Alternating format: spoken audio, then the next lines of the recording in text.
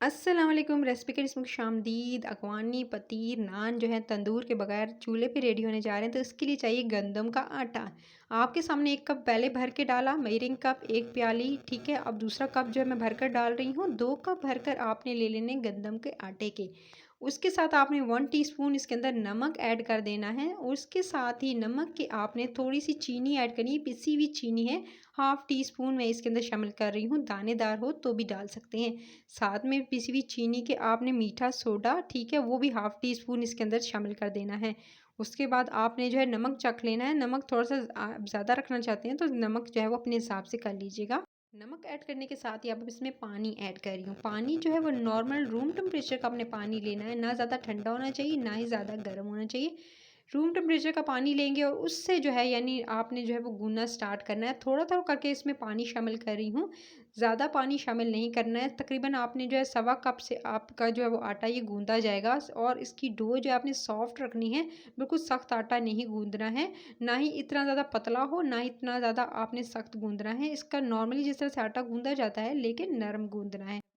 उसके अलावा मैंने इसके अंदर मैदा शामिल नहीं किया है, सिर्फ़ और सिर्फ़ लाल आटा, चक्की का आटा भी ले सकते हैं। इसके अलावा जो फ़ाइन आटा आता है, वो भी आप ले सकते हैं। जो आप नॉर्मली जो व्हाइट वाला होता है, वो भी ले सकते हैं। नहीं तो ज अगर आप चक्की का आटा जो लाल आटा होता है, ठीक है, उससे बनाना चाहते हैं, तो उससे भी सेम रिज़ल्ट आएगा। आप कोई सा भी जो है वो ले सकते हैं। उसके बाद अच्छे से इस तरह से देख सकते हैं, मैं आपके सामने गूँथ रही हूँ। बहुत अच्छे से इसको मैंने गूँथा है और गूँथ लेने के बाद ये अफ़गानी जो पतीर है, जो नान है, जो कि वो नान लगाते हैं तंदूर पे, आज आप लगाएँगे डायरेक्टली आपने इसे चूल्हे पे बनाना है। अच्छा जी, आटे को गूँथ के अच्छे से सेट करके इसको इसके अंदर 1 टेबलस्पून भरकर इसके ऊपर घी डालकर मैंने इसको थोड़ा-सा अच्छे से जैसे घी भी अच्छे से मिक्स कर रही हूँ, ने रख देना है थोड़ी देर रेस्ट पर ताकि अच्छे से आटा सेट हो जाए और उसके बाद आपको पेड़े बनाने में मुश्किल नहीं होगी। अच्छा, आटे को मैंने अच्छे से सेट करके उसके बाद कवर करके छोड़ दिया था आधा घंटा के लिए। आधे घंटे के बाद इसको मैंने कवर हटाकर यानी ढक्कन हटाकर जो है वो इसको अब ले रही हूँ और मैं इसको बेलने लगी हूँ। सबसे पहले आप खुश्का यानी आप लेंगे नॉर्मली जो आपने थोड़ा-सा जो है वो मैदा या आप जो है वो आटा ही ले लें, ठीक है? उस पे आटा डस्ट करेंगे और उसके बाद जी बेलना इसको स्टार्ट करेंगे। सबसे पहले आपने पेड़े बनाने हैं, ठीक है? पेड़े का साइज़ जो है वो बड़ा रखना है आपने थोड़ा-सा, क्योंकि अफ़गानी नान जो होते हैं थोड़े लंबाई में बनाए जाते हैं और थोड़े मोटे होते हैं। सो आपने थोड़ा ज़्यादा आटा लेना है, ठीक है? आटे का पेड़ा जो है वो बड़ा साइज़ का आप बनाएँगे, ये देख सकते हैं इतने बड़े साइज़ का आपने बनाना है। सो मैं इस तरह से बड़े साइज़ का जो है देख सकते हैं इतना जो है वो आपने लेना है आटा और इतना जो है वो आपने पेड़ा बना लेना है। इतने बड़े साइज़ का जितना पेड़ा बनाएँगे उतना ही आपका अच्छा जो है नान बनेगा अफ़गानी। सो आपने जो है इस तरह से ले लेना। अच्छा, इसके 2 मेथड हैं। आपने जो इसको बेलना है मैं आपको बताऊँगी, उसको बनाने के तरीके भी 2 बताऊँगी आपको, 1 नहीं 2 मेथड से बताऊँगी। आपने इसको चाहें तो इसको गोलाई में बेल सकते हैं, इसको लंबाई में भी बेल सकते हैं। मैं एक बेल के आपको गोलाई में दिखाऊँगी और एक जो है वो लंबाई में बेल कर दिखाऊँगी।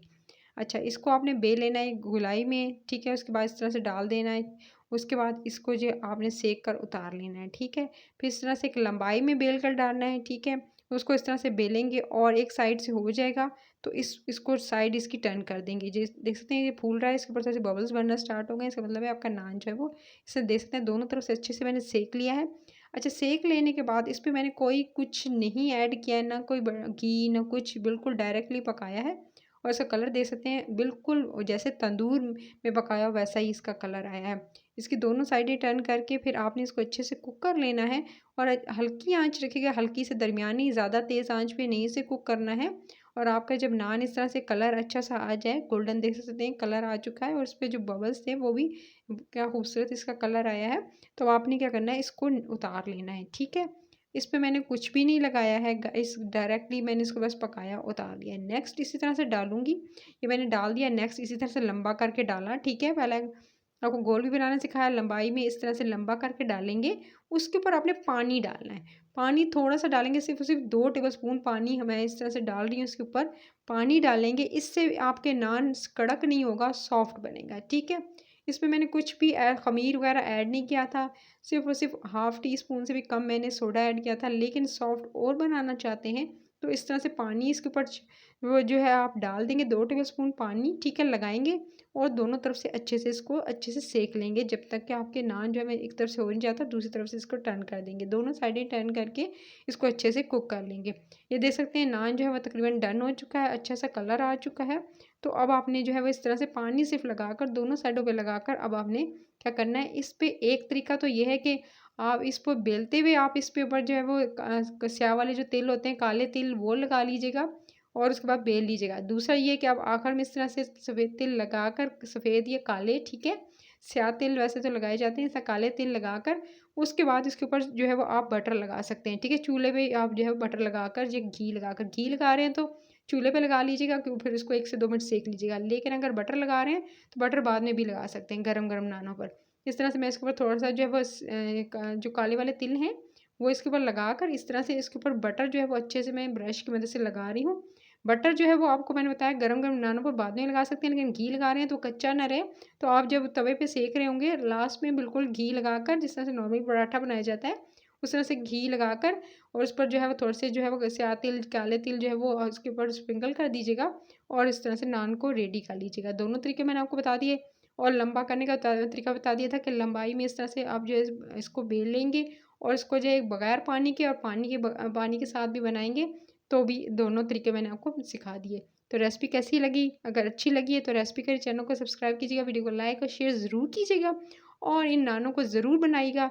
बगैर तंदूर के आप इसे घर में बना सकते हैं। एंजॉय कीजिएगा। Take care.